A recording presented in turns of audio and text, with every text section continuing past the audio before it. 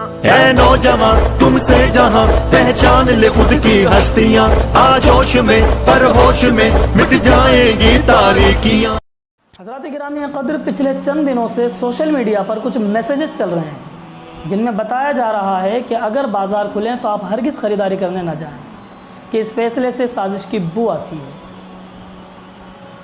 کہ اگر آپ جمع ہوں گے، اکٹھے ہوں گے تو آپ پر ظلم و زیادتی کی جائے گی،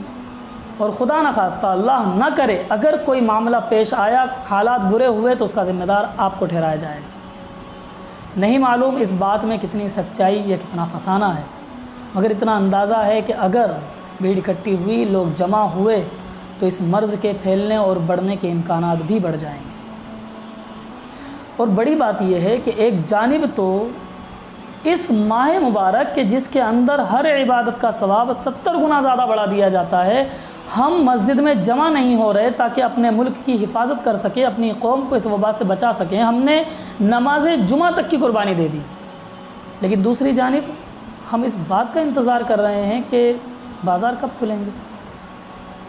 ہمیں جب یہ سوچنا چاہیے تھا کہ ہم اس وبا سے نجات کیسے حاصل کریں،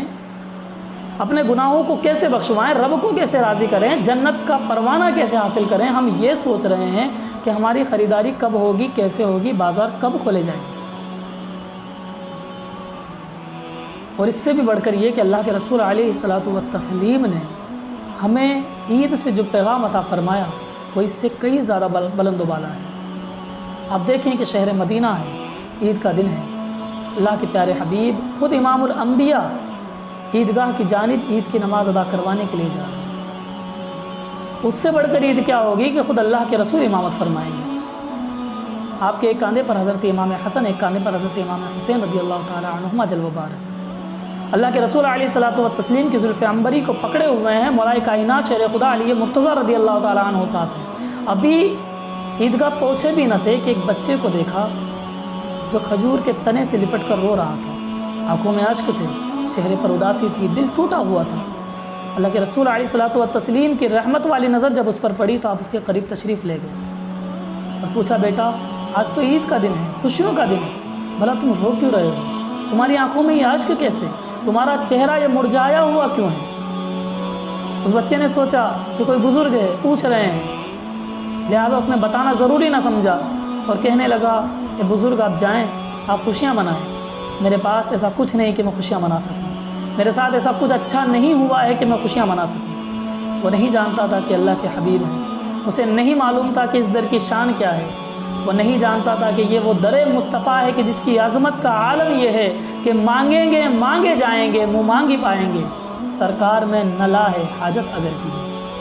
جب لوگوں نے کہا کہ بیٹا یہ نبی آخر الزماں ہے، ان سے اپنی پریشانی بتا سکتے ہو، بیان کر سکتے ہو،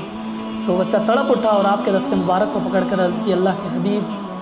میں بڑا پریشان ہوں، تکلیف سے چور ہوں، میرے سر پر نہ تو باپ کا سایہ ہے، نہ ماں کا ساتھ ہے، بدن پر میں اچھا لباس نہیں، پیٹ میں غذا نہیں، بھلا میں کیسے خوشیاں مناؤں، کیوں کر خوشیاں مناؤں؟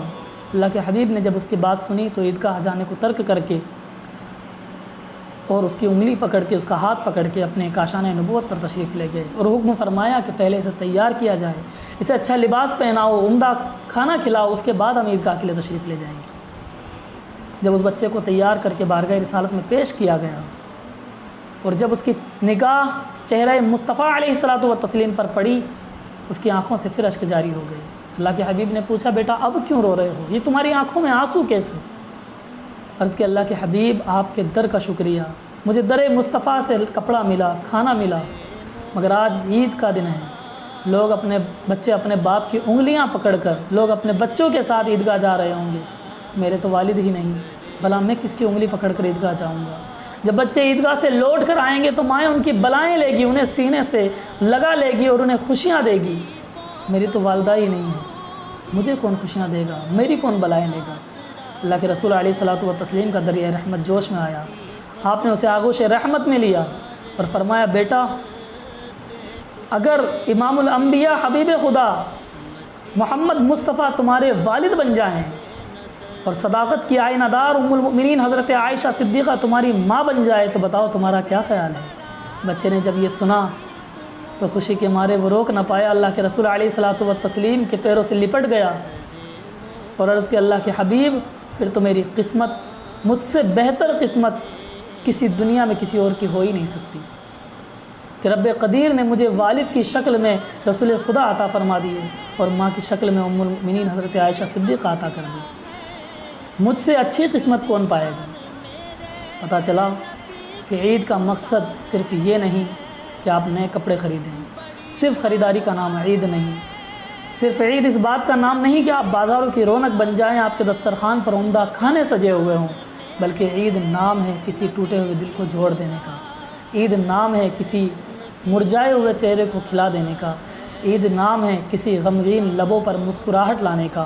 عید نام ہے کسی کی خوشیاں لوٹا دینے کا، عید نام ہے کسی بھوکے کے پیٹ کو بھر دینے کا، عید نام ہے کسی بے لباس کو لباس پہنا دینے کا۔ اور جب آپ ایسا کریں گے تو آپ کو جو خوشی حاصل ہوگی، میں کہتا ہوں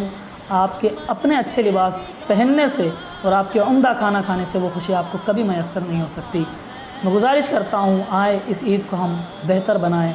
اور سجائیں اور سنواریں اور خوشیاں بانٹتے ہوئے اس عید کو منائیں اور اللہ کے رسول علیہ الصلوۃ والتسلیم کا پیغام پوری کائنات تک پہنچائیں اور لوگوں کو بتا دیں کہ اللہ کے رسول کی امت سب سے بہترین امت ہے۔ اللہ رب العزت نے فرمایا کنتم خیر امت، تم بہترین امت ہو۔ السلام علیکم ورحمۃ اللہ۔